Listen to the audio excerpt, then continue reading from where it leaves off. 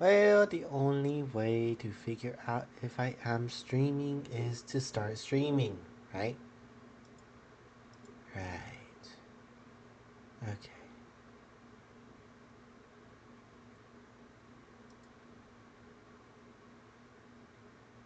I don't know if I'm streaming.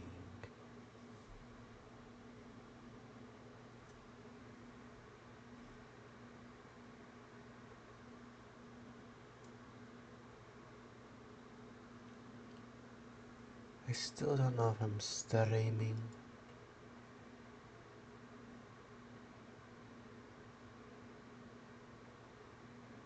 Am I streaming?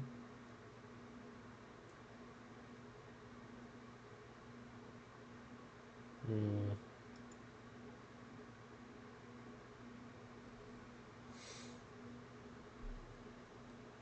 Hmm. Very hard to know. It's very hard.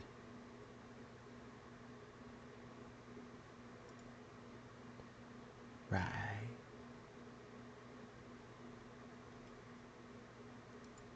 Dee dee doo doo doo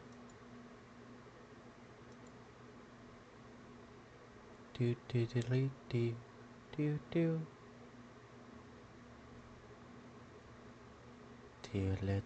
Do bow bow ba ba ba da ba ba da ba ba.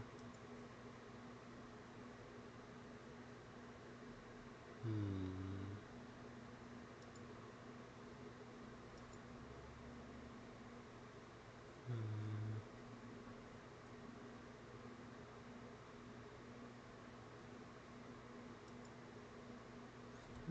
Hmm.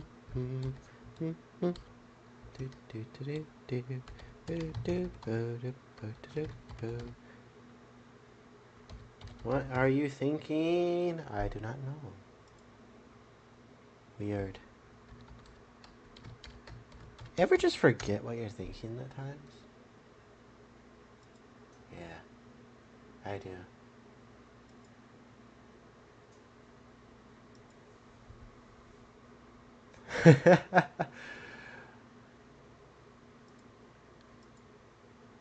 Am I live?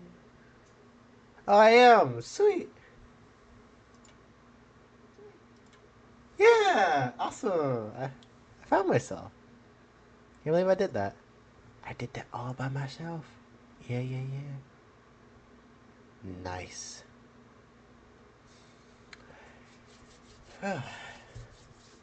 Should I do a YouTube intro? Should this be a video? I mean, this could be.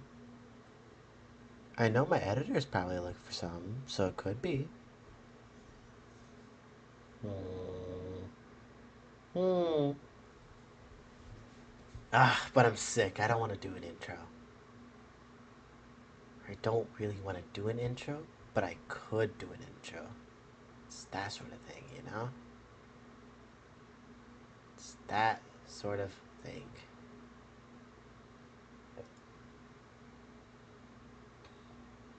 Well, now that I know I'm live, I don't have to worry about that anymore, which is amazing. Yes. Oh yeah.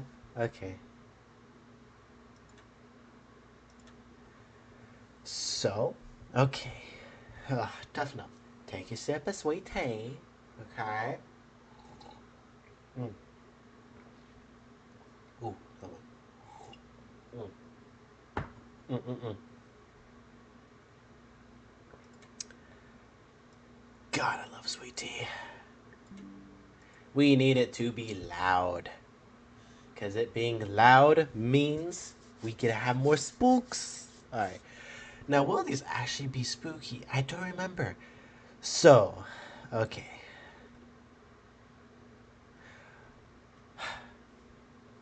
I guess let's start. Already 5 minutes in. Okay. Let's start with an intro, okay? Alright. Good day, good night, good afternoon, everyone. I'm your survival expert, your RPG extraordinaire, your proudly made in the USA mechanical fox, Renar Mechana. But you could just call me Ray. Today, we're going to be reacting to some Mr. Ballin while eating all our candy. I'm actually not going to eat all the candy. The candy is just there for, you know, it's just there. Well, no, it's too much candy to eat in one night. I know if I try to eat all the candy, I know I'm gonna get really sick. So we're going to we're not going to eat all of it. That's just what I'm really trying to say. We're not going to eat all of it. I have a whole bunch of drinks here too. I have some soda, energy drinks, some homemade sweet tea, and some coffee. Because who doesn't like coffee? A lot of people actually don't like coffee, but I personally like coffee. But I like sweet tea more. That's just me. So as I said before, wow, words. We're gonna be watching Mr. Ballin while eating candy. That's pretty much it. Mr. Ballin, well, he'll tell you. It's all about strange, dark, and mysterious. And who doesn't like that on Halloween? It is Halloween. It's 10:02 p.m. for me currently. It is obviously Halloween night. Amazing, right? And yeah, yeah, yeah, yeah. Well, let's get to it. All right. I have a list here. Okay. Well, kind of like a list. I wanted to watch this one first because it looked interesting. And so why don't you just shut up, Ray? Ray, shut up. Ray, do what you like. Ray wants to watch video, so we shall watch video. Okay? Okay? Okay. Okay. If you want the perfect tool to help you with your writing, Grammarly. So for those It hurts my heart. Oh, hell A yeah. group of young men discovered an abandoned-looking warehouse surrounded by barbed wire in the middle of a Nigerian forest. Today's story is about the absolute horror they found inside of that building. Today's episode is going to be extremely upsetting, extremely graphic. As such, viewer discretion is advised. But before we get into today's story, Okay, viewer discretion is strange, advised. dark, and mysterious delivered in story format, then you come to the right place because that's all we do, and we upload once or twice every week. So, if that's of interest to you, please offer the like button a free session of acupuncture, but as soon as they're lying down, go ahead and administer a full-body allergy test. Also, please subscribe to our channel and turn on all notifications so you don't miss any of our weekly uploads. All right, let's get into today's Did story. and did.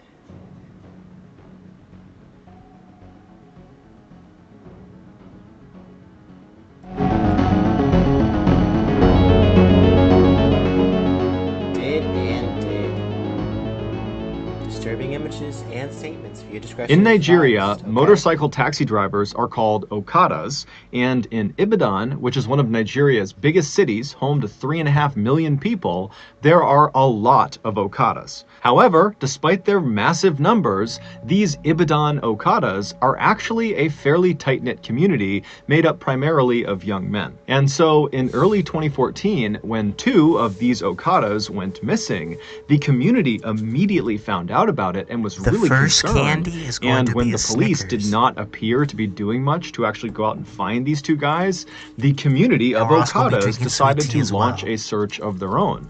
Basically, as they went about their day, driving around the city, dropping fares off, all of these Okadas would be going down side streets and looking in back alleys and checking all over the city for their missing members. But despite their best efforts, they never could find them. Then, on March 22nd of that year, a third Ibadan Okada vanished. He was a young man named Lanre Sidiku, and unlike the other 2 riders who went missing while they were at home, Lanre went missing while he was working. Lanre was part of a group of Okadas within the city who all kind of met up on the same city street, and that's where they stayed throughout the course of their day, trying to wave down fares as they came up. And so everyone in that meetup point all knew each other, and so they all knew Lanre. And on the day he went missing, they recalled seeing him driving away from this meetup point with 2 passengers on the back of his bike. Now, typically, the rides these Okadas would offer to their passengers were very short. They're only driving them just around the city. city. And so it was very quickly noticed that Lanre had left and after several hours had still not come back yet. When it was noticed by the other Okadas, they began talking about it and someone said, give him a call, make sure he's okay. And so they called his cell phone and Lanre did not pick up, which was highly unusual, not just for Lanre, but amongst the other Okadas. They always had their phones on because they're looking for new customers and customers could be calling them. And so their cell phone is a vital part of their work. And so his phone is off. They don't really know what to make of that. And then out of nowhere, Lanre actually calls this group of riders. However, he was calling them on his second cell phone. Lanre would keep a work phone and a personal phone. So he was calling them on his personal phone. And so when this other Okada answered the phone and heard Lanre's voice, he put the phone on speaker so the others who were concerned could hear what was going on. And what they heard was Lanre, totally hysterical, screaming into the phone that he needed help. He said that he and 8 other people he was with, who he didn't even know, had been kidnapped, and their kidnappers had brought them to this underground prison cell. They couldn't see anything, but they could hear people walking above them. Lanre also explained that when they had been kidnapped, the captors had taken all of their belongings, but they hadn't recognized that Lanre had this secondary cell phone, which is why he was calling from it. And so in between Lanre's frantic descriptions of what was going on and what had happened to him, these Okadas that received this call, they can hear in the background these other 8 people that are with Lanre in this underground cell screaming out as loud as they can, probably to get the attention of someone, anyone who was above ground who might be able to come down and save them. And so these Okada riders who are getting this call from Lanre, they're horrified and they're trying to calm Lanre down so he can explain where he is so they can go find him. And finally, Lanre, he does compose himself and he gives them really specific directions to this footpath that led into the Soka forest where he said he had been taken. The Soka forest was a very dense stretch of wilderness right on the outskirts of Ibadan. Lanre would tell them that he had no idea where specifically in the Soka forest he was. However, he said, if you just keep walking on that path, eventually you'll hear us calling out from underground and you can come and save us. And so as the riders turned on their bikes and they got ready to head out and go rescue their friend, they told Lanre to stay on the line. Let us keep talking to you until we find you. But as they're telling him that, his phone abruptly cuts out. And then when they tried calling him back, his phone was off. About 40 Okadas from Lanre's meetup spot took off together and sped down city streets until they hit this major highway that would take them out of the city. And then once they were out of the city, they went down this other road that brought them right towards the Soka forest. And then as this road put them right up against the tree line on their left side of the Soka forest, they all began looking for the 2 burned out cars that Lanre had said marked the beginning of this footpath they were looking for. And so sure enough, they find these burned out cars, they park all their bikes off on the shoulder of the road, and they quickly realize that this really is a footpath only. There's no way they can get their motorcycles onto the path, not only because the burned out cars are blocking their way, but because the path itself is so overgrown with vegetation. I mean, they can barely see the path, let alone drive something through it. And so the men leave their bikes by the side of the road, and then unarmed, they walk past the burned out cars onto this path, and then because it was so narrow, they had to walk more or less in a single file line into the Soka forest. And so as these men are basically marching into the woods, they're not making...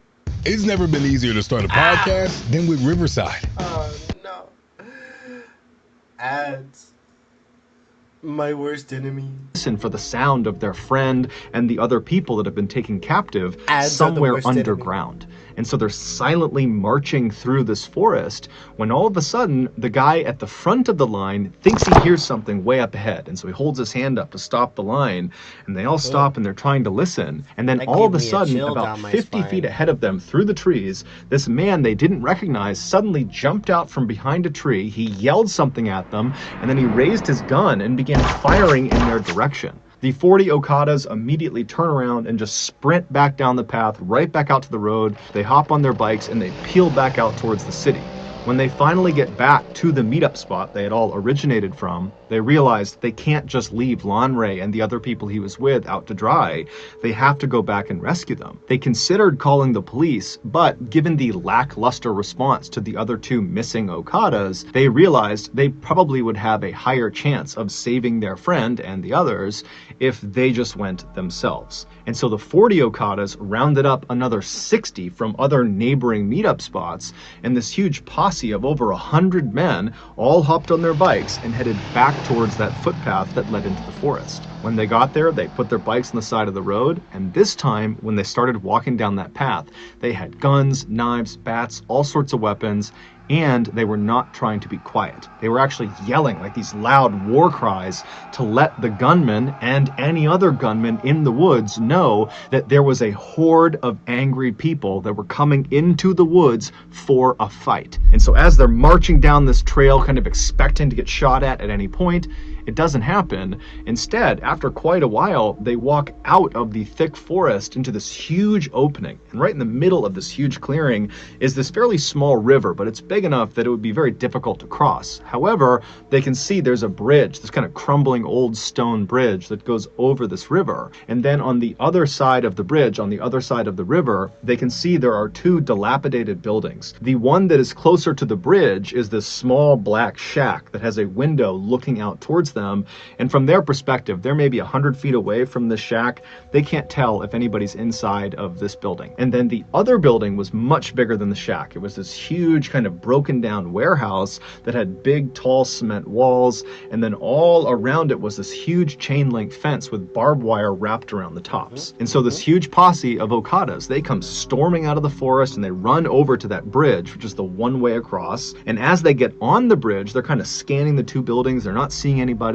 And then one of the men, they look down underneath the bridge and they actually see Lanre's motorcycle. It's lying on the banks of this river, kind of tucked up underneath the bridge as if someone had stolen it. And so everyone already knows Lanre is somewhere over here. We're going to go find him. And so the men, they get over the bridge, they go to that first building, that black shack, and they open up the door. It's a plywood door and there's no one inside. But the shack is literally stuffed full of hundreds and hundreds of articles of clothing and shoes. And so after kind of looking this over and not really sure what to make of it, the posse moved on from the black shack and made their way up to the fence right in front of this huge warehouse. And when they reach the fence, they're kind of expecting to be met with some sort of resistance. I mean, the last time they were out here, they got shot at. And so they begin yelling into the warehouse for anyone in there to show yourselves, come out here. But it was silent. And so one of the Okadas that was part of the posse had brought along bolt cutters as a weapon to use as a club if he needed to. But as it happened, he began to use the bolt cutters for their actual purpose, and he bent down and actually cut a huge hole in this fence so they could go in and explore this warehouse. And so after a large percentage of this posse had gotten inside the fence line, they began walking around this huge warehouse to try to find an entrance inside. And so as they're walking, the windows that lead into this warehouse, they're too high up, so you can't actually see what's going on inside. It's silent. There's a pretty bad smell, but they don't really know what to make of this. They walk around this structure, and when they get to the very back, they find an entrance. All it is this big rusted piece of tin metal, like sheet metal, that's propped up against a gap in the walls of the warehouse. And so one of the Okadas grabs this piece of metal and he pushes it out of the way. And then as soon as he did that, a few other Okadas quickly stepped through the threshold into the warehouse, preparing themselves to have to fight potentially if there are gunmen or anybody else inside that might want to do them harm. But as soon as they see what is inside of this warehouse, they immediately lower their weapons and just stare in abject horror. According to the locals who lived actually in the forest relatively near where this warehouse was, they said there was actually another way to get to this particular area, to get to the warehouse. There was another path that was very rough, but it was big enough for one vehicle that came in from the other direction. Now, the locals said they didn't use this path at all. They didn't even know where it originated from. But they said for the last 10 years or more, they have seen one vehicle use this road all the time to get to the warehouse. And it was this black Jeep with black tinted out windows, and they said it would typically show up most nights of the week around 8 p.m. And they said it would just go down the road, it would make its way over to the warehouse area, and then around 9:30 p.m. they would hear or see the black Jeep leaving. Now, none of the locals knew who was driving this Jeep, although they knew it was a man. That was really all they knew. And they had no idea what this man did when he got over near the warehouse. However, for the last 10 years, every time this guy was over near the warehouse from 8 to 9:30 at night, they would typically hear screams coming from that part of the woods, coming from the warehouse. And when the locals brought their concerns to police, the police just kind of blew it off and didn't do anything about it, and actually told the people, nah, don't worry about it. And so over the years, the locals had kind of just accepted that this man in his black Jeep and the screams coming from this warehouse were just a part of life.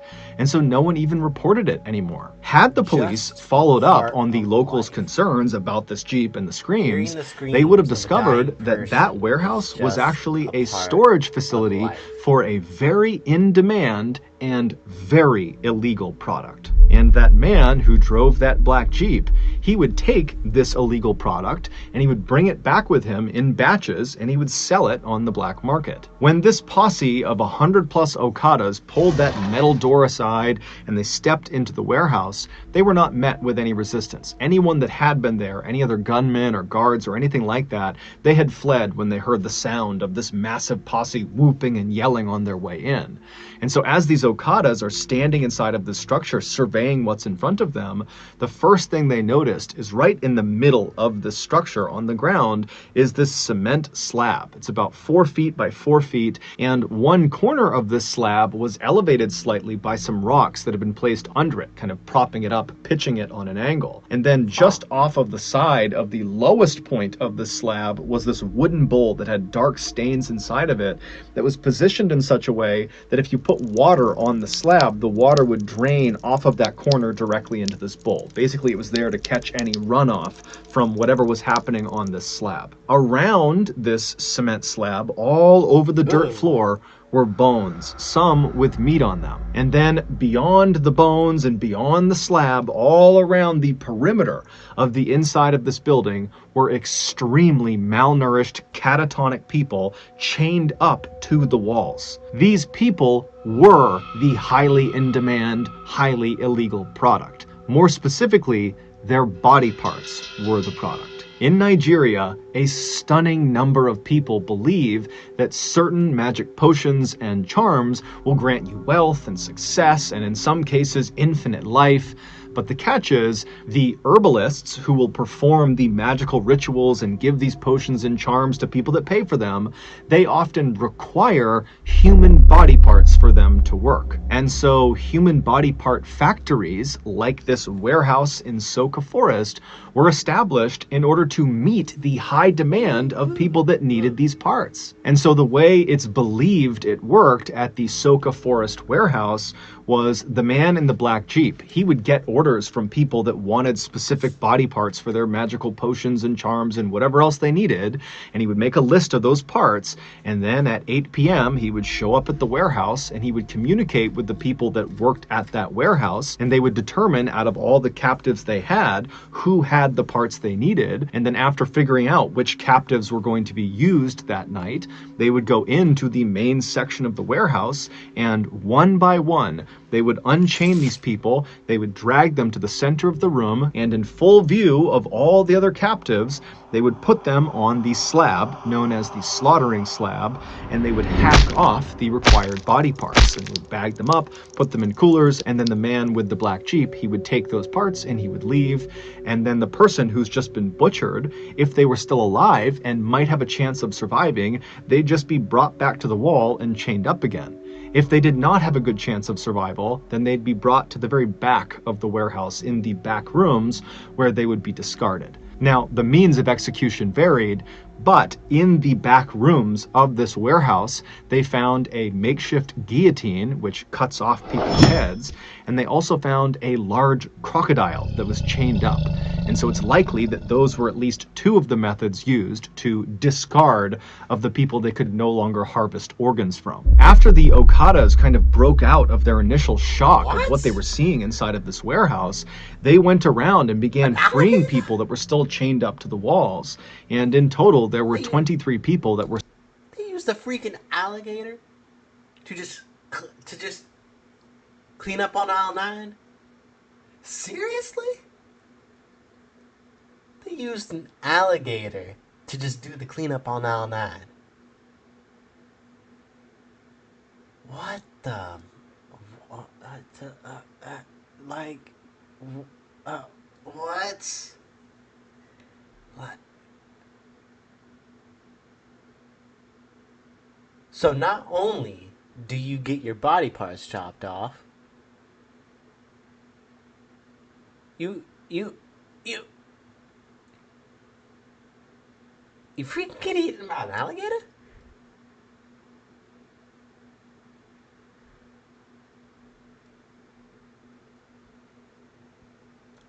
Were still barely alive, still inside of this warehouse, but none of them were Lanre Sadiku. And then after checking all of the dead bodies and body parts that were inside of the warehouse, and then also right outside, where there were a number of shallow mass graves, they couldn't find Lanre amongst them either. And so this huge posse began looking all over the property for an entrance to this underground prison that Lanre had described being in. But they couldn't find it, and so eventually this posse made their way back over to the survivors who were being tended to by locals that had come over, and they asked the survivors, are you aware of any underground prison cells somewhere around here where other people were being held? But the survivors either didn't know or just were unable to speak anymore. And so later that day, when the police did come out, because word got out about this huge find out in this forest, the posse went to the police and begged them to please begin digging up this entire property. We need to find the entrance to this underground prison cell. Lanre and 8 others, and who knows how many others beyond them, are trapped underground in these cells, and we gotta get to them. But the police just kind of refused and immediately just demolished the warehouse. And then after kind of cordoning off that area for a couple of days, the police basically just left and stopped caring about it altogether. And so the Okadas once again came together as a community and would spend the next several weeks going back out to this forest and just manually begin digging up all over this entire property in hopes of finding their friend and the rest of these people that were trapped underground. But they never did. And so we don't know what happened to Lanre and the other people who were trapped in that underground cell. We don't know what happened to the other 2 Okada riders who went missing right before Lanre did, although it's generally assumed they most likely were kidnapped as well and probably met a similar fate. We also have no idea how many people were butchered inside of the Soka Forest warehouse. However, given the massive amount of clothing and shoes inside of that black shack, it's believed the total number of victims is easily in the hundreds. No one has ever been officially held accountable for the atrocities that took place in the Soka Forest. However, a couple of days after the warehouse was discovered by the Okada posse, the posse was back digging, looking for Lanre, when they discovered there was this man who was there who was kind of walking around acting suspicious, and so the posse confronted him, and it would turn out this guy had several human tongues in his pockets, along with dozens and dozens of cell phone SIM cards. And so, assuming he was part of whatever happened there, the Okada posse proceeded to kill the man on sight. Later on, a woman who was a survivor from the warehouse would tell reporters how she got kidnapped. She said she lived in Ibadan, she was well educated, she had a good family, she was just sitting outside of her house when all of a sudden this van pulled up in front of her, and these very official looking men were inside of this van, and they got out and they told her, you're under arrest, you gotta come with us to the police station. And the woman was so confused, but the men were very professional and seemed very convincing, and so she got inside the van, they shut the door, and they drove off. And very quickly, once she was inside of the van and couldn't go anywhere, she realized they were not police, she had been kidnapped, and within the hour, she, along with several other people who had probably been kidnapped in the same way, were stripping their clothes off right outside of that black shack on the other side of the river, and they were told to put their clothes and belongings inside of the shack while they were being held at gunpoint, and then once they were naked, they were promptly marched into that warehouse where virtually everyone around her would be butchered and killed. So that's going to do it, guys. If you got something out of today's episode and you haven't done this already, please offer the like button a free session of acupuncture, but as soon as they're lying down, just give them a full body allergy test. Also, please subscribe to our channel and turn on all notifications so you don't miss any of our weekly 1 or 2 video uploads. We now have a podcast called the Mr. Ballin Podcast, where That was an insane story. That was crazy. I'm not gonna lie. His victims had played his evil game. That sounds kind of interesting. Don't you guys think? I think that's pretty interesting. Or this man terrified the FBI? That could also be interesting. Eeny, meeny, miny, mo, catch the tiger by its toe. If it hollers, let it go. Eeny, meeny, miny, mo. Yep, this one. There are a few graphic and distressing details that are revealed at the end of this story. Viewer discretion is advised. But before we get into today's story, if you're a fan of the strange, dark, and mysterious delivered in story format, then If you are, give me a hell yeah. you've come to the right place, because that's all we do, and we upload 3 or 4 times every week. So if that's of interest to you, please replace the like button's eye drops with Egyptian fox urine. Also, please subscribe to our channel and turn on all notifications so you don't miss any of our weekly. Did I hear that right? Did I hear that right? Did this? What? Did he say Egyptian fox urine?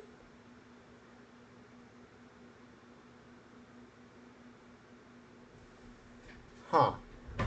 It, no. Weekly uploads. All right, let's get into today's story.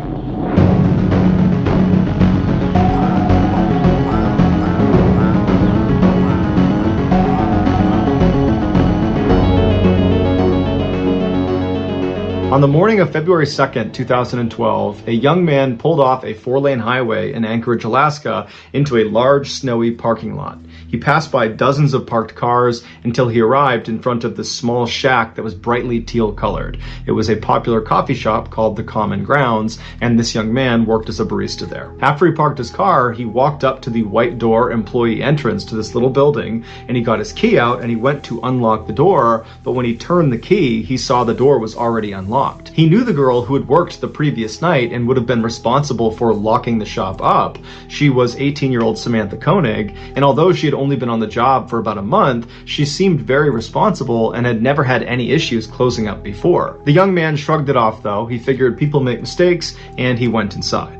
Right away, he noticed that a couple of things just seemed out of place. It was like Samantha must have just left in the middle of her shift without even attempting to clean up. There were napkins on the ground, there were towels out, there were cups still out. And so as this young man is walking over to the cash register to unlock it, he's running through scenarios in his head about how Samantha could have been so sloppy. And then he reached down with his register key, and just like the door, the cash register was already unlocked. When he pulled the tray out, all the money was gone. And that's when he knew they had been robbed. And so he called his boss. The night before, Samantha had asked her boyfriend, Dwayne, to pick her up after her shift at the Common Grounds. Dwayne arrived in front of the kiosk at about 8:30 p.m., which was 30 minutes after her shift should have been over. Dwayne had gotten held up at his job, which is why he was late. And so when he gets there, Dwayne looks around the parking lot and he doesn't see Samantha anywhere. He sees the coffee shop itself is totally dark and looks like it's been closed up for the night. And so Dwayne gets out of his truck into the freezing cold night air, and he walked up to the window of this coffee shop and he pressed his face up to the glass to look inside, but there was nobody in there. Dwayne automatically went back to the fight he had gotten into with Samantha earlier in the night via text message. She had accused him of cheating on her. He had been kind of nonchalant, like he didn't care about it, and what ensued was a really ugly fight. And so as Dwayne is walking back to his truck, he's thinking to himself, maybe Samantha just didn't want to see him because of the fight, and so at the end of her shift, she got a ride home from her father or maybe from a friend, and that's why she's not here. And so Dwayne gets back inside of his truck and he sends a text message to Samantha asking if she's okay, if she's gotten home, but after several minutes of no response from her, Dwayne, even though they were fighting, he still cares an awful lot about his girlfriend. He decides, I gotta go by her house and make sure she's there and that she's okay. And so a couple minutes later, he gets to her house, he goes up to the door, and her single father, James, answers the door. Dwayne explains that he didn't see Samantha after her shift and just wanted to make sure she was here, but James says, she's not here. I have no idea where she is. I haven't spoken to her. And so the two men go into James's kitchen, they sit down, and they start texting and calling Samantha to try to figure out where she is. And after a couple of minutes, Dwayne's phone lights up, and it's a text message from Samantha. And the message clearly indicates that she's still very upset with Dwayne, but she's saying that she needs some time to think and that she's going to be with some friends for a couple of days, and would he, Dwayne, let her father know where she was. And so Dwayne shows James the text message, and Samantha's father looks at it and he's thinking to himself, this is very uncharacteristic of Samantha. He had raised Samantha since she was 2 years old, and they were very close. They shared everything with each other. It didn't make any sense that she wouldn't contact him directly to say that she was going to be out with friends for a couple of days. And it didn't make sense that she would ignore all of his phone calls and text messages when clearly he was worried about her. The two men stayed up super late, calling and texting, hoping to get more information from Samantha, but she never responded. She never texted back. And so the following morning, when neither men had gotten any more messages from Samantha, James went to the Anchorage Police Department and filed a missing person report for his only daughter. After receiving this missing person report, an officer with the Anchorage Police Department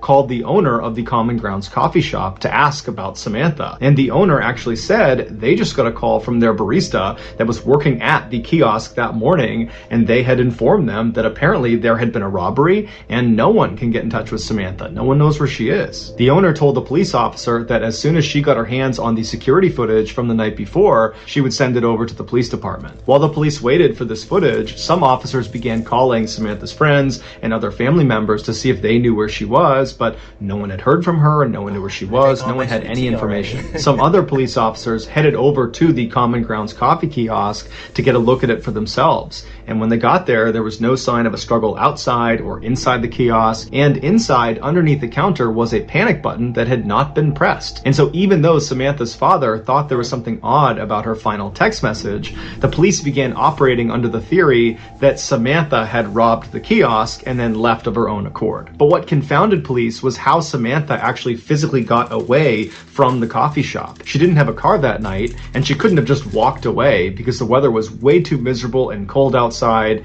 and Anchorage is just not really a walkable city. And so if Samantha was telling the truth, that she was just taking a couple of days to be by herself with some friends at their place, then why didn't any of her friends know where she was? This question was answered later that day when the owner of the coffee shop made the security footage available. The footage, which has no audio, picks up around 8 p.m. on February 1st, 2012, which was the night Samantha went missing. It shows Samantha inside of the kiosk. She's working alone, she's cheerful, and she's busy, and then at some point, someone that we can't see, they're outside of the camera's range, comes up to the window and orders a drink. Samantha clearly turns to them, acknowledges their drink order, and turns and begins making this drink. And then after she's done making it, she turns to give it to this person, and immediately Samantha steps back and puts her arms up. And then seconds later, she reaches over and turns off the lights inside of the kiosk, and then she gets down on her knees with her back to the window. She stays in that position, not talking, not moving, for about a minute before she slowly stands up and walks down the kiosk towards the cash register. She opens it up, she scoops some money out of it, and then she walks back to the window and appears to hand it to a shadowy figure on the other side of the window,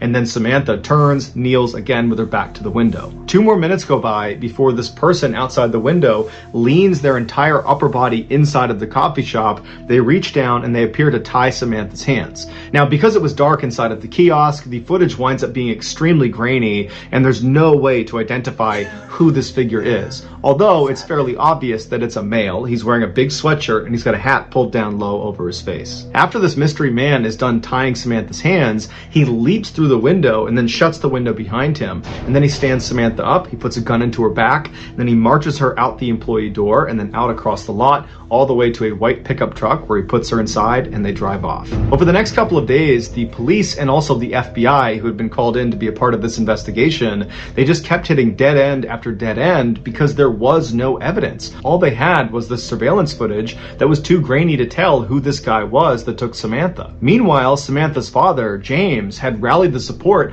of nearly all 300,000 people that lived in Anchorage to go out and look for his daughter. His efforts were so profound, it had attracted major news outlets across the country, and suddenly his daughter's story had grabbed national headlines everywhere. This led to strangers donating thousands of dollars to fund a reward for anybody that had information about Samantha's whereabouts. But despite this reward growing in size every single day and the national news media becoming increasingly more interested in this case, no one came forward with useful information that led to developments in this case, and Samantha never got in touch with Dwayne or her father. Then on February 24th, so 3 weeks after Samantha's gone missing and no one's heard from her, Dwayne got a text message from Samantha's phone, and it was directing him to a particular sign inside of a nearby public park. And so Dwayne and James read this text, they shared it with the police department, and then they raced to this park and actually beat the police there by about 15 minutes. And so Dwayne and James, they walk through the gates and they start walking down this main trail, and they stop in front of this sign. It was actually a bulletin board, and tacked on the bulletin board was a Ziploc bag, inside of which was a typed ransom note, and on the ransom note, literally Xeroxed onto it, was a black and white photo of Samantha. And in this photo, Samantha looks kind of dazed, like she's got a blank expression, and she's not really looking at the camera, she's looking just to the side of the camera. And then in this picture, a man is holding a copy of the Anchorage Daily News newspaper that's dated February 13th, 2012. This was a proof of life photo where Samantha's captor was holding up that newspaper to indicate that Samantha was alive as of February 13th. And so to everybody involved in this case, including Samantha's father, even though this is still not a good situation at all, it was kind of a relief to know that at least as of last week, Samantha was alive. As for the demands of this ransom note, James was told to deposit $30,000 into his daughter's account immediately, and if he did that, she would be released 6 months later. As advised by the FBI, James deposited a portion of the ransom money into his daughter's account, and then the FBI just waited and watched, because they knew if anyone tried to withdraw money from that account, they could track where the card was. A few days later, 3 separate withdrawals were made within Anchorage, but each time the FBI got a notification about one of these withdrawals, they would rush to the scene, and whoever it was that had tried to make this withdrawal was long gone. When they pulled the security footage from these 3 different ATMs, the person that was making these withdrawals was a man wearing a ski mask and big sunglasses, so they had no way to identify him. After these withdrawals, the account went silent for over a week, and in that time, there was no word from Samantha. Then on March 7th, more withdrawals were made, but they were in Arizona, and then New Mexico, and then in Texas. Again, authorities would rush to these ATMs, but they would get there right after the masked man with sunglasses had just left. But there was a break this time. In one of these surveillance videos from one of the Texas ATMs, they spotted the car this guy was getting into before he left. And it was a small sedan, it was a white Ford Focus, and they saw him leave going east on a Texas highway. And so authorities in Texas were told to look out for this particular car in this part of Texas. And sure enough, on March 13th, a Texas patrolman spotted the car sitting in a hotel parking lot. He waited nearby until a man in his 30s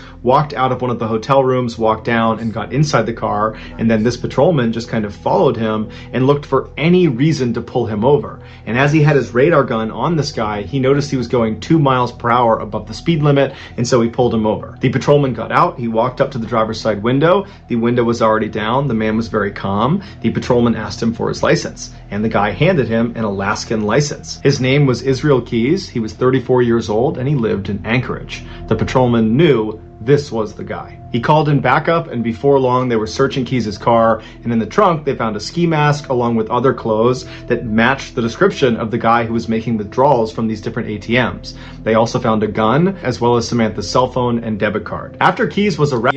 Yo, but not the FBI, like, hitting up every single place to catch this dude, and they still could... And he was still faster than them. He hit 3 different spots in Alaska. He hit a spot in Arizona. He hit a spot in New Mexico. He hit a spot in Texas. And they still couldn't catch him. So how many is that? That's like 6 times.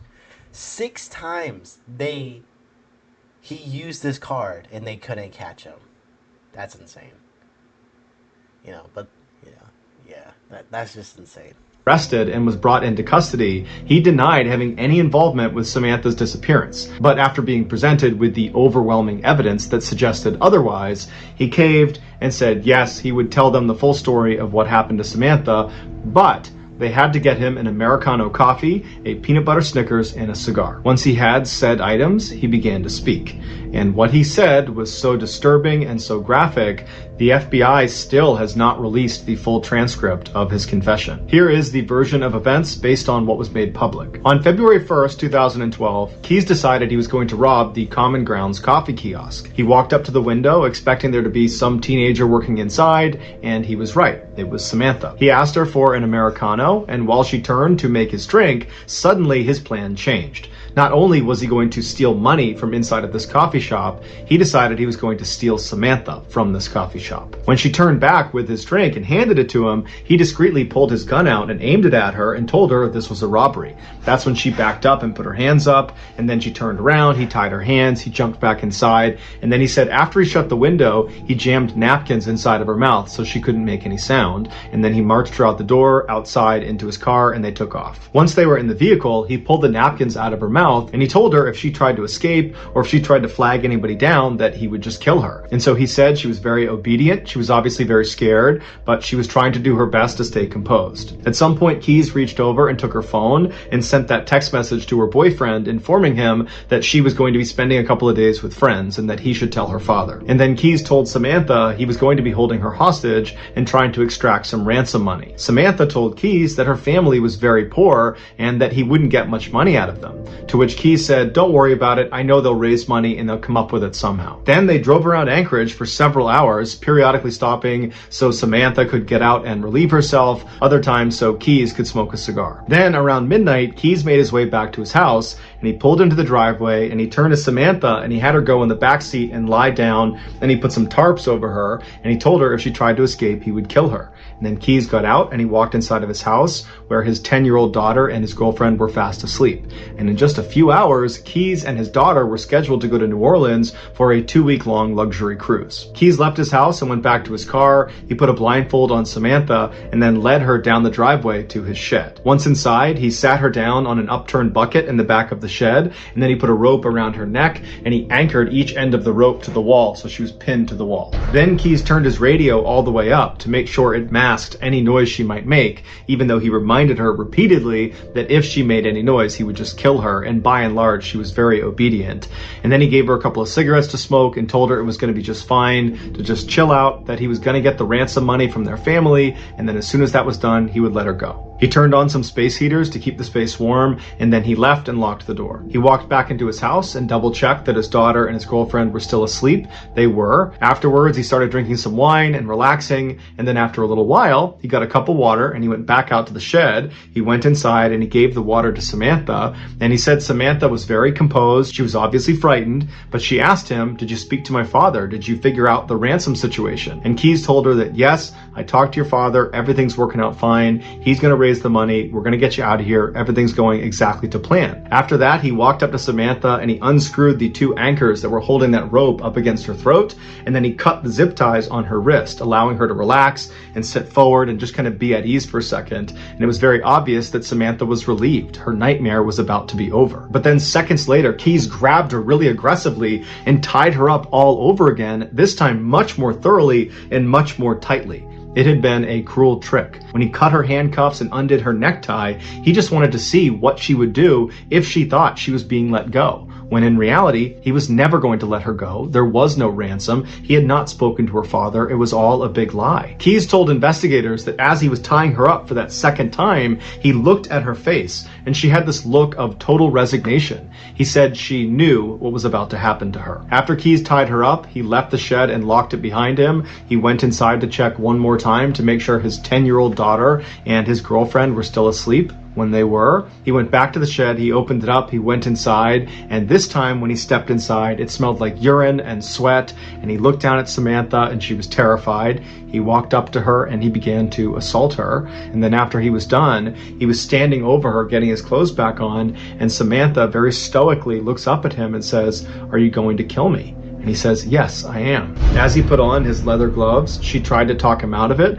but he said there was no other way. Keyes would tell investigators that he was very impressed with Samantha's bravery. Shortly before 4 a.m., Keyes drove a knife into Samantha's back before choking her until she stopped moving. He told investigators that she never made a sound. After she was dead, Keyes left the shed and locked it behind him. He went into his house, he took a shower. Afterwards, he woke up his daughter and told her to start getting ready because they were leaving soon for the airport. While his daughter was getting ready, Keyes went back out to the shed. He went inside, he rolled Samantha's body up in a tarp and pushed her towards the back. He unplugged the space heaters, turned off the lights, turned off the music, and then double locked the shed and went back inside the house to make his daughter breakfast. At 5 a.m., a cab showed up at the house and Keyes and his daughter hopped inside and they made their way to the airport and then on to New Orleans, where they went on their 2-week-long vacation. After they got back, Keyes went inside of his shed, he unrolled Samantha from her tarp, and by his account, she still looked fairly lively, and so he dressed her in some new clothes, he put lots of makeup on her face, he braided her hair, and then he stitched her eyelids open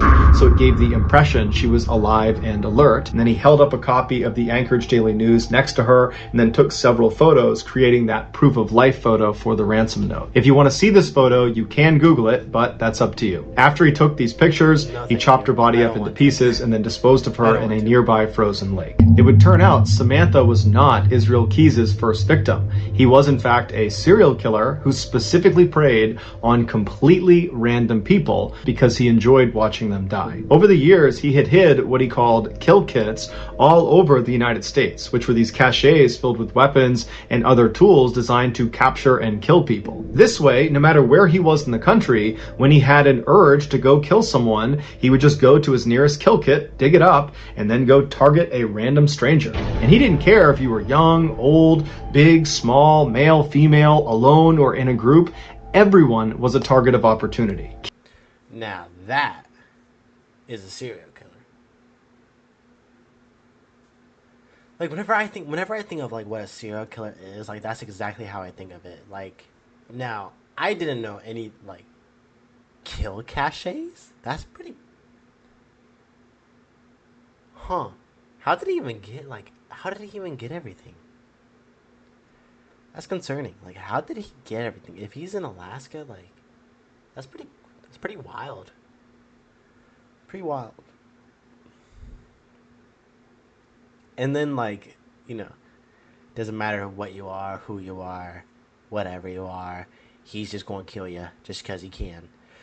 That's why when people say, like,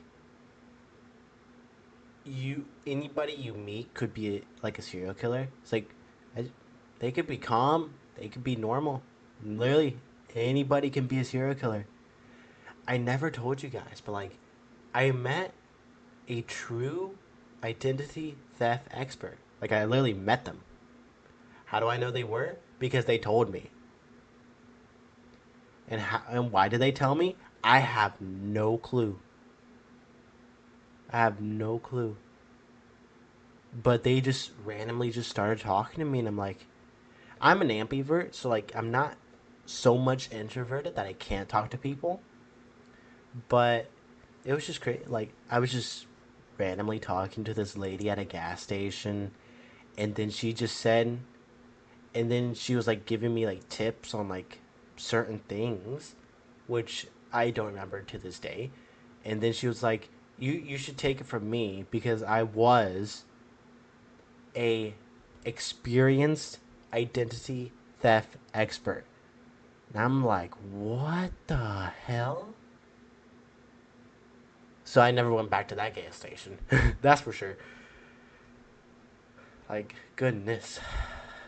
Keyes told investigators that as soon as he saw Samantha inside of that coffee kiosk, instantly he knew he was going to kill her. Everything about the ransom, the robbery, all of it was just a lie to keep her in line, to give her some hope that she might get out of this alive. When in reality, the second she walked outside of the doors of that kiosk, she was dead. Keyes admitted to killing Samantha as well as an older couple up in Vermont, but he would take his own life in a jail cell in December of 2012 before he named any of his other victims. And so to this day, we have no idea how many people he killed. The best guess is 11 based on a drawing he made in his jail cell, but that's just a guess. So that's gonna do it, guys. If you found the secret in today's video, let us know in the comments what it is and where you found it, so give us the timestamp. And if you're the first to do that, we will pin you at the top of the comments.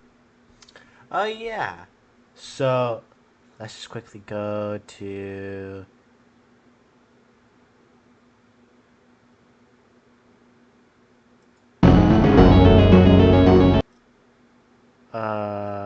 timestamp. Oh. Oh, wait, duh. I'm an idiot. It was in the comments. Did anybody find it? Lead. I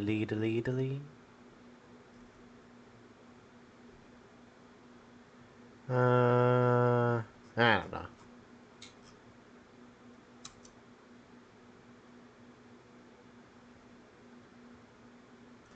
Alright, let's see, what else? Like a sign, la. Let's go to here. We'll watch one more, and then I'll end the stream, because I am getting very tired. I'm getting tired. I'm sorry.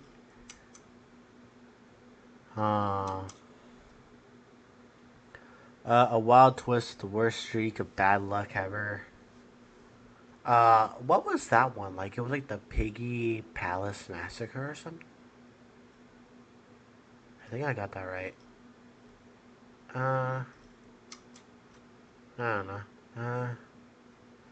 Well, let's see here.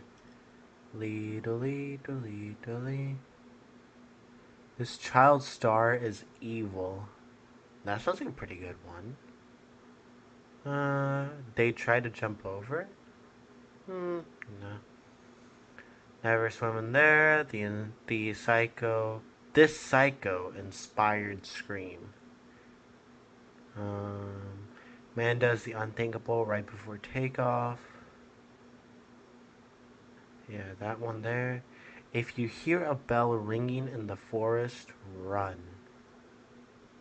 This is what happens when you touch a toxic metal. Influencers jump into a pool of poison. The tape recording they found will give you chills. Thinking this one. If you hear a bell ringing in this forest, run. Has 7.6 million views, so this one is definitely pretty good. 13, 10 million. The frat boy did the unthinkable. Well, we're going to do this one. Everyone who hates ads will be using this Chrome extension by... Shut up. Listen here. Nobody cares. Nobody cares. Beginning of our annual scare. Today marks the beginning of our annual Scarathon, where for the entire month of October, all I do is tell you true, scary campfire stories. But before we get into today's story, if you're a fan... True, scary campfire stories. So this is true. This is true. Well, I mean, I believe everything is true. But, like, this one, he actually says is true, so... Let's see.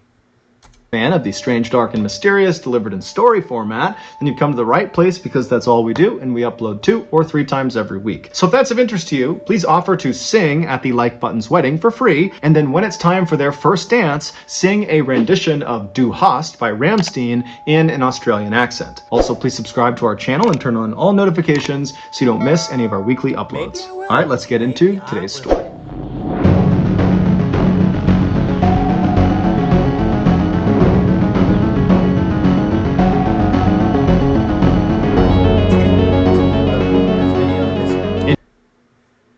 Wait. Tenabulation? This video is based off an unverified first-hand account from Reddit. Oh. So it might be true, it might not be. Let's see. In June of 2019, an 18-year-old girl named Bella wrapped up her first year in college and headed home for the summer. Her family lived just outside of this small town in France that was tucked up in the mountains. I gotta say though, that is beautiful. I would so love to live there.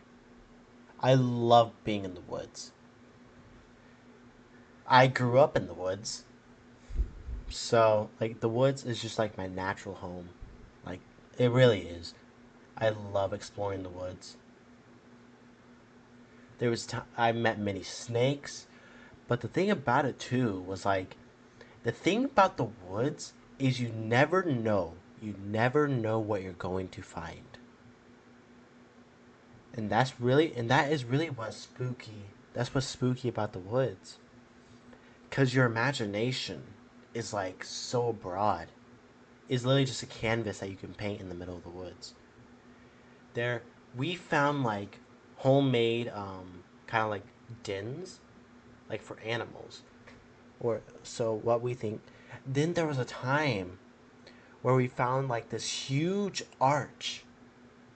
So like imagine two trees. Excuse me. Excuse me.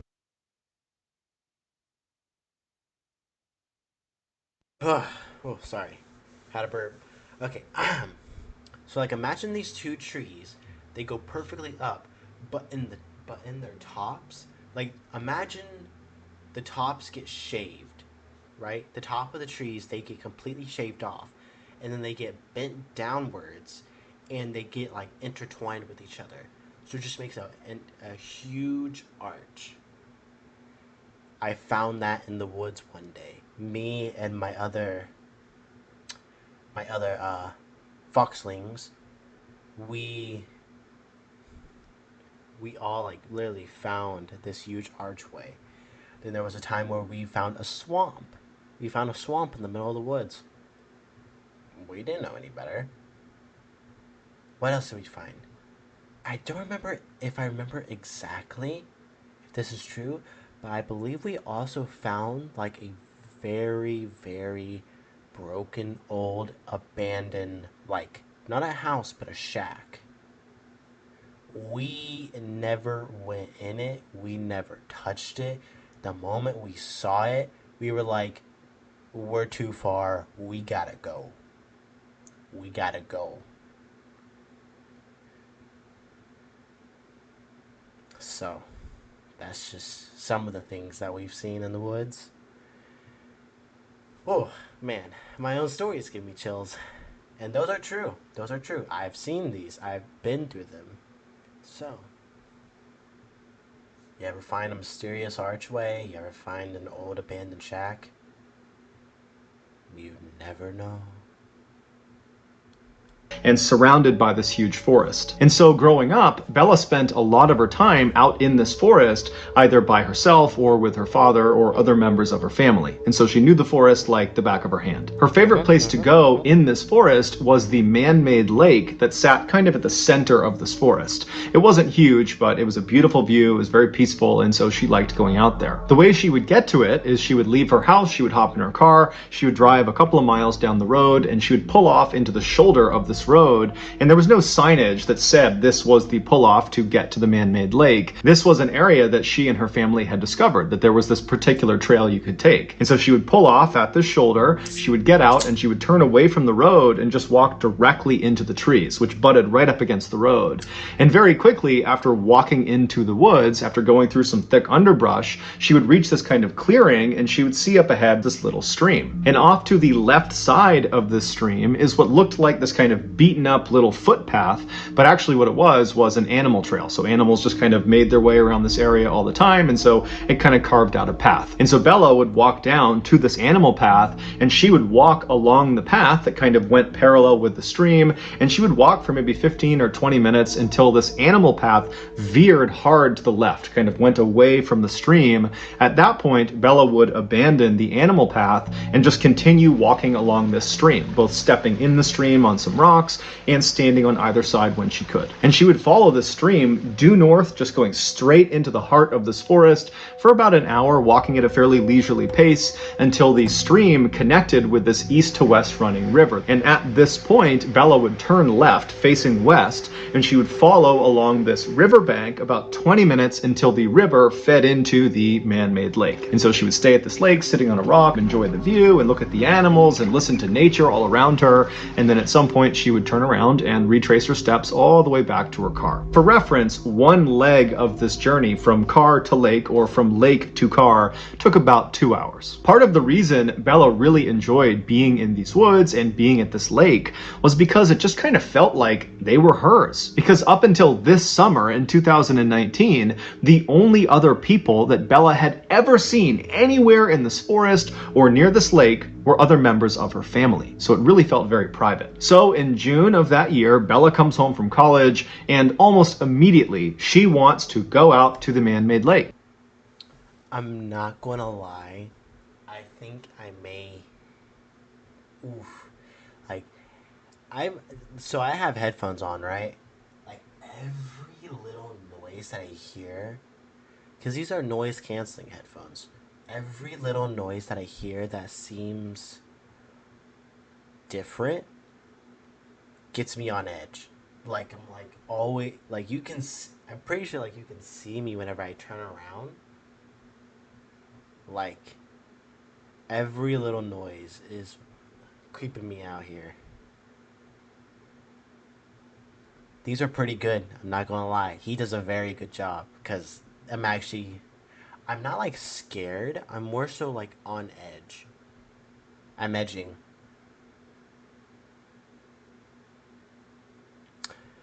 Alright, let's get back to it. Because she hasn't been in months, she's been in school, and so she's eager to get back to some place that she kind of considered to be her happy place. So one morning she gets up early and by herself, she leaves her house, she hops in her car, she drives the couple miles down the road, she pulls off onto that shoulder, she parks her car, she hops out, she turns away from the road, she walks into the forest, she finds the stream and starts walking along that animal path right to the side of the stream. She walks for a few minutes until she reaches the point where the trail kind of cuts to the left, and she just stays on the stream and is just continuing walking along the stream.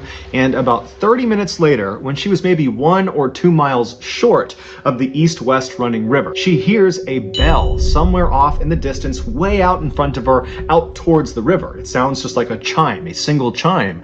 And as soon as she hears it, she stops because there's never any people out here ever, and that bell sound came from somewhere in the forest. And so she stops because she's not really sure if she actually heard that, because it could have just been her mind playing tricks on her or something. And so she stops and just kind of listens for a second, and then she starts to hear this bell just continuously start ringing. Now, the ringing was not uniform. It was constant, but it was kind of sporadic, as if you were holding a bell and kind of ringing it randomly, like you might see at a sports game. And so she's thinking to herself, is there a dog that got lost somewhere up ahead and it's got a bell on its collar, and that's the sound I'm hearing? But as she's sitting there listening to this kind of sporadic bell sound, she's thinking, that's way too loud to be some rinky-dink bell on a pet's collar. So it's got to be something more robust. Did maybe somebody have a bell inside of a box, and that box got on the river and it's floated down river and it's like crashing into rocks or something? I mean, she's going through these very strange scenarios in her head, but she's not concerned about the bell. She's actually pretty intrigued, and since the sound of this bell seemed to be coming from the direction she was already traveling, she decided she would just keep on walking and hopefully... What? Excuse me? Excuse me? Did I just hear that right?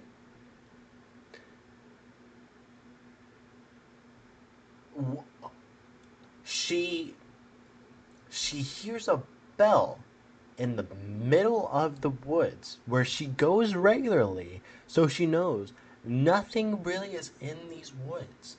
And then one day you randomly hear a bell coming from the direction that you want to go, and you decide, hey guys, I'm just gonna walk down this trail and we're gonna see what this bell is going to.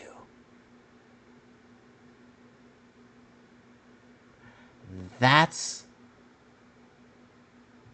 people just want to die. People just want to die.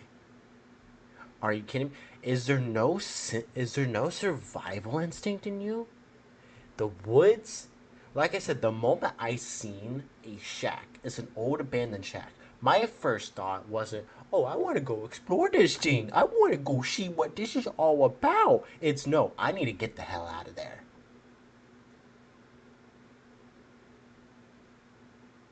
Insane. insane. People just want to die. That's what I'm just gonna say. Bro. See whatever it was that was causing this bell sound. And so Bella just began walking along the stream again, kind of listening to this bell and thinking about what it was going to be. And after about 5 minutes of her starting to walk again, the bell just stops. It goes totally silent. And when it does, it actually kind of startles Bella because she'd been listening to it so intently. And so she stops and she's listening, kind of expecting it to go off some more, but it doesn't. All she hears are the sounds of nature all around her. Now, Bella didn't Hello, get out of there. That means the thing that was ringing the bell has heard you. It has heard you. So that means you need to get out of there.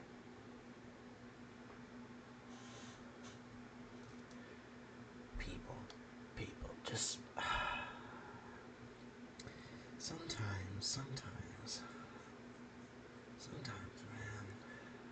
man. have an explanation for what the spell was or why it stopped, but she really just wasn't that worried about it. She figured there was some sort of explanation for it. There had to be. And so she just kind of shrugged and kept on walking and put her focus back on getting to the lake. About 10 or 15 minutes later, Bella was still walking along the stream. She was still maybe a half mile or a mile short of the east to west running river when she sees up ahead on the left side of the stream as she's walking, there appears to be something laying on the ground that looks like it could be an animal or a rock. She doesn't really know what it is. And as she gets closer, she realizes it's a beaver laying on the ground, and this beaver is missing its head. Now, this is a huge forest, and Bella would have known that, of course, there are wild animals all over the place, and so finding the body of an animal that had been attacked by another animal was not unusual. That's nature. But what did strike Bella as odd was the cut on this beaver's neck was unbelievably neat and uniform, as if its head had been very carefully removed with a very sharp knife. And the beaver's head was nowhere to be found. It certainly did not have the appearance of having its head removed from some predator and its teeth. That would have been very rough. Also, the rest of the beaver's body was intact, so whatever killed this beaver was not interested in eating the beaver. As Bella stood over this beaver and was just staring at it, she also noted that there was no smell. Normally, when something dies, it begins to smell very quickly. It's part of the decomposition process. And so for there not to be a smell indicated to Bella that this beaver must have been killed fairly recently. And then when Bella kind of gently prodded the body with her foot, she realized the beaver's body was still fairly limp, so rigor mortis had not set in. Rigor mortis is another part of the decomposition process where the body kind of stiffens up, and that happens fairly soon after death. And so as Bella is realizing this beaver must have died very recently, it dawns on her that most likely whoever or whatever has killed this beaver is probably somewhere nearby. And Bella can't help but connect this dead beaver to that bell she was hearing earlier, which before meant nothing, but considering the bell was roughly coming from the same area where this beaver has now been found, it made her uneasy. And so Bella found herself whipping her head around, looking out into the trees, seeing if, there's some person, a hunter or somebody that would kind of... Bro, not me. Not him actually catching me as well, whipping my head around. Like, bro, I'm so on edge. Like, constantly looking behind me. Like, behind me is my door. Right to my right is the window. To my left is my closet, which has no door. Like, I don't think I'm going to be able to sleep tonight. Kind of explain what was going on, but there was nothing. And so Bella felt herself starting to panic a little bit, but then she stopped herself and said, "Calm down, it's broad daylight. I have been coming to these woods for years and years. I've never seen another person. I've never encountered some predatory animal. I'm sure everything is perfectly fine. I got nothing to worry about." And so she stepped over the beaver and kept on walking. Bella would eventually reach the east-west running river. She would turn left and walk for 20 minutes alongside this river. She'd reach the man-made lake. She enjoyed the beautiful view and the scenery, and then at some point she turned around and began retracing her footsteps. She walked past the beaver on the ground all the way back to her car, and she went home. A week later, Bella was sitting around her house when she felt pretty bored and decided kind of abruptly that in order to cure her boredom, she would go back to the place she loved so much, the man-made man-made lake. And so she told her parents where she was going, and then she left the house, hopped in her car, drove to the pull-off, and parked and entered the woods at 6 p.m. Sunset that night was at 9 p.m., and so Bella knew this would need to be a fairly quick turnaround so she didn't get trapped in the woods in the dark. And so Bella finds the animal trail. She follows along the stream until the trail goes left, and she stays on the stream. She continues walking on the stream when she starts to hear the distant sound of thunder. And so she looks up into the sky through the trees, and she can see the sky is starting to get dark, but she's still a couple of hours away from sunset. And so between the thunder and the dark skies, she knows a storm is rolling in. But she is determined to get to that lake. And so instead of, turning around and saying, okay, I'll come back another time, she just starts jogging along the stream to get there as fast as she possibly can. And almost immediately as she's jogging, the raindrops start to fall. And by the time she passes the beaver corpse on the ground, it hadn't moved, the rain was really coming down. And then about 15 minutes after the corpse, when she hit the... So a week later, so this is a week later, the corpse is still there. So whatever it was didn't come back for the corpse. And this idiot didn't want to go back because she was quote unquote determined to get to this lake that she's seen over and over again. Really? Yeah, get out of here. The east-west running river, that's when the rain was at a full downpour. Still, Bella turned at the river and continued west towards the man-made lake as if she was going to go all the way, but only about a minute or two into this final leg. She still had about 20 minutes to get to the lake. She stops herself and she looks at her watch and she can see it's after 8 o'clock already, and she's thinking to herself, if I turn around right now, it's going to take me over an hour to get back to my car. Sunsets at 9 p.m., it's after 8 p.m. now, so already I know I'm going to have to navigate this forest at night in the dark, even if it's just for a little bit at the end. And if I go all the way to the lake and then come all the way back to the car, I'm going to be in the forest after dark for quite a while, maybe up to an hour. And she's thinking, I'm confident I can do that, but it's also pouring rain, I'm cold. If I get lost, this could turn into a very bad situation. And so she ultimately decides that even though she really wants to keep going, she needs to turn around, she needs to head back. And so she turns around and she walks back up alongside this east-west running river to where the stream fed into that river. She turns and begins walking south along this stream, headed back towards the car. On her walk, because the visibility was starting to get quite bad because it was so dark, she had her head down at the ground because she didn't want to trip. She's stepping on rocks, she's stepping on muddy areas. She wants to make sure her footing is solid. And so her head is down, the rain is pounding all around her, and she's walking for about 15 minutes when all of a sudden something hits her in the top of the head. And so reflexively she looks up and kind of puts her hands in front of her face to protect herself, and she sees what she had just run into. It was the beaver corpse. It was hanging from a string that was dangling off a branch right above her. And this beaver's head had been retrieved, and the head had been stitched onto the front paws of this beaver. And so she's looking at this beaver that's dangling from this rope. It's carrying its own head, and she's walked square into it. And her first reaction was basically to gag. She was going to vomit. She was so disgusted. And then she began frantically rubbing at her hair where this thing had made contact with her, because there could be juices from the decomposition that got on her. And then after frantically kind of patting at her head for a second, she stops, and something really terrifying dawns on her. Whoever strung this beaver up to this tree and then stitched its head onto its paws, they had done that in the last 30 minutes, because 30 minutes earlier, when she was on her way in, she remembered passing the beaver carcass on the ground. She saw it. It had not moved from where it was the week before when she first saw it, and now this beaver is strung up in the tree. And so as the wheels are turning in Bella's head, she realizes that if someone has just done this, then they are probably nearby. And at this point, it's really starting to get dark. The rain is pounding all around her, and she starts whipping her head around, looking in all directions to see if there's someone out there that did this. But as she's looking, all she sees is just dark forest in all directions. And she knows she's at least 1 hour, even if she runs from her car. And so suddenly she is totally panicked. And in an effort to calm herself down, she says to herself, okay, I need to get out of here, but I have to walk. If I start running right now, this is going to turn into a complete nightmare. I just have to try to walk.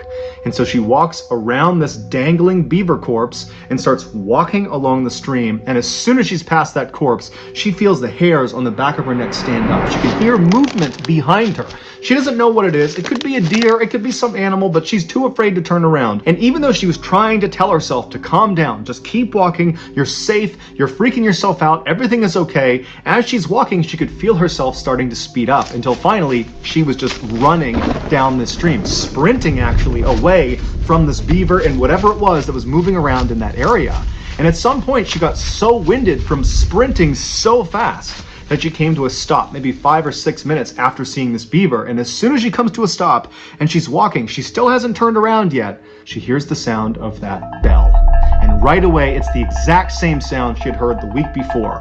It's that kind of constant, sporadic sound of someone ringing a bell. But in her panic state, she doesn't know where it's coming from. She's so scared. Her anxiety is so high. She doesn't know if it's behind her or if it's off to the side. It's now completely dark out. And so she is full-blown terrified. There is someone or something behind her that has strung this beaver up that's probably watching her, and she can't see them. Even though she's beyond winded, she can barely breathe, she just starts sprinting as fast as she can. And as she's stumbling and falling on the rocks and tripping because she's not really looking where she's going, in the background and all around her, she's hearing this bell chiming and she's hearing something moving around in the woods behind her. And she pulls her phone out of her pocket, her iPhone, and as she's running, she dials her father. She puts the phone to her ear. She's crying, she's panting, she can barely breathe. Her father picks up and she's so relieved to hear his voice, but she can't even make a sentence. She just starts crying and wailing and pleading with him, "Dad, come out to the forest. Meet me at the spot where the trail veers away from the stream. Meet me there. There's someone in the forest that's chasing me and I can't see them." Her father on the other end of the phone, he didn't know what to make of this, but he could hear the primal fear in his daughter's voice.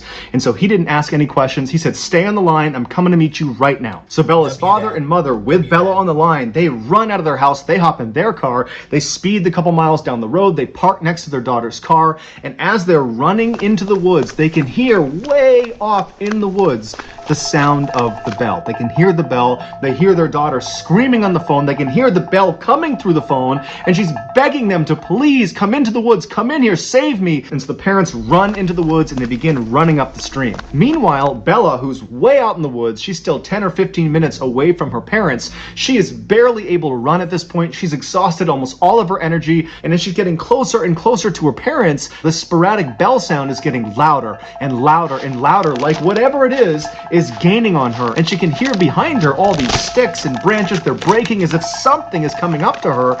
And finally, when it feels like this bell is right behind her head, she just kind of stops in defeat. She's too far away from her parents. She can't get to them in time. And so it was almost like she had to turn around and finally look at whatever it was that was behind her. And so terrified beyond words, Bella, who can barely breathe, she's so scared and so tired, she slowly turns around. Now, when she turns around and she's facing the other direction, she's looking across this clearing. She just happened to run past this clearing, and because it was a clearing, there was a little bit of moonlight that was coming down through the trees, just enough to illuminate this space that was about 50 feet wide. And as she's looking across this clearing, at first, she doesn't see anything.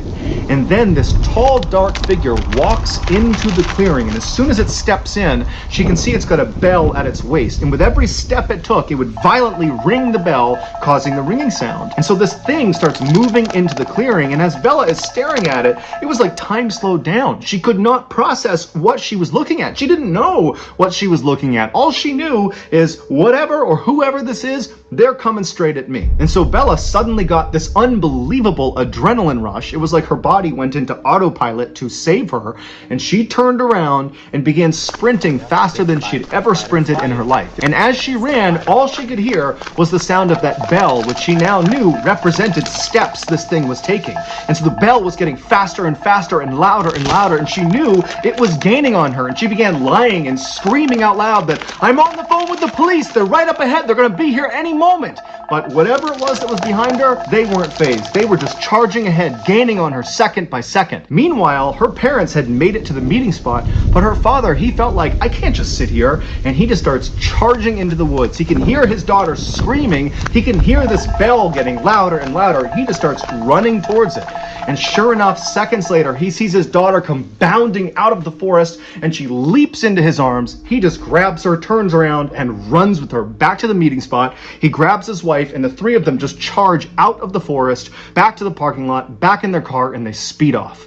In the car, all of them are crying. They don't know what to make of what just happened. Bella's trying to describe it, but she can't. And her parents, they had been on the phone listening to their daughter screaming, and all they kept saying to each other, the parents, was, "I heard the bell. I heard the bell. I heard the bell," as if the bell confirmed their worst nightmares, that there really was someone or something out in those woods that was trying to do harm to their child. They would drive straight to the police station where Bella would file a report about what she experienced out in the forest, and then afterwards her parents, as a precaution, took her to the hospital where she was determined to be okay, besides some bumps and bruises from falling down. The following morning, the police went out to the forest, to the area where Bella had explained where she had been, and they searched all along that animal foot trail and all along the stream, but they never found any sign of this dark figure with the bell. Bella would tell police that she had a handbag, and as she was running back, she dropped the bag. She remembered where she dropped it along the stream,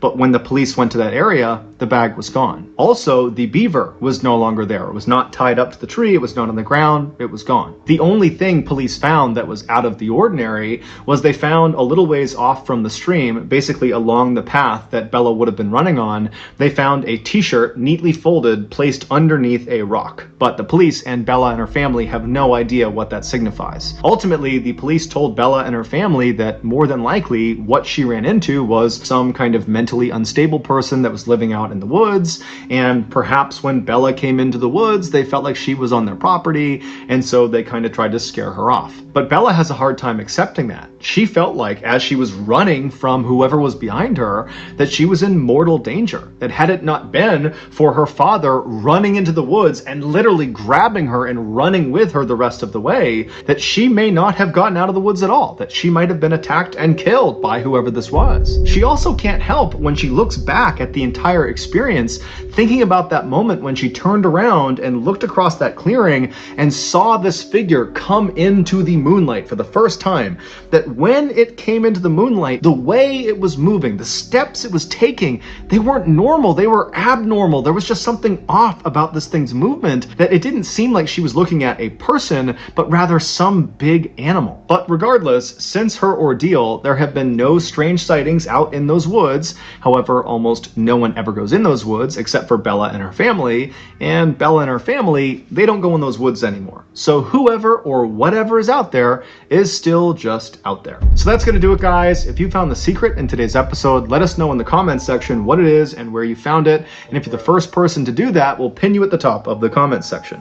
If you got something out of today's episode and you haven't done this already, please offer to sing at the like button's wedding, and then when it's time for them to have their first dance, sing a rendition of Du Hast by Bro.